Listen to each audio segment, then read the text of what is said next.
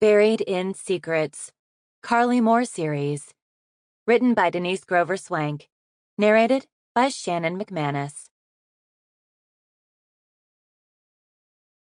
Chapter 1. Carly, you're going to be late again. I glanced up from my computer screen and blinked at Carnita, the town librarian who had become my friend over the past 7 months. She sat at her own desk about 6 feet away, perpendicular to the row of 3 computers for library patrons. Thanks. It wasn't uncommon for me to lose track of time, and if not for her, I'd never get to work on schedule. You must have found something fascinating to hold your attention that long.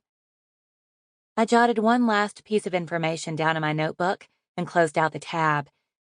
Yeah, well, you must have enough information about the history of drum to write a book, Carnita said, sounding excited. Just imagine, a book to memorialize drum.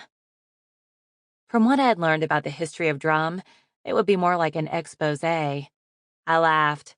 I'm no author, and even if I was, I'd stick to fiction. Did you happen to get those new Shannon Mayer books? Before moving to Drum, I'd read almost exclusively ebooks, but Drum, Tennessee was a rural town in the Smoky Mountains, and internet access was sparse.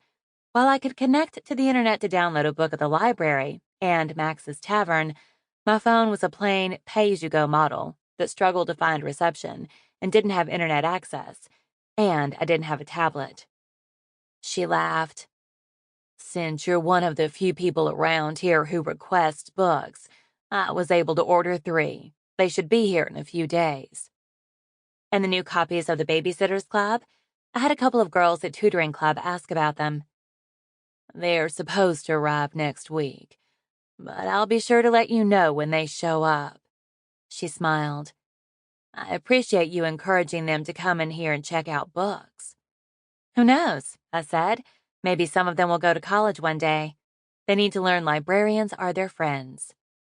If I didn't know any better, I'd think you'd been a librarian yourself, Carnita said warmly. Nah, I said. I've just spent a lot of time in them. I grabbed my oversized purse off the floor and stuffed my notebook inside.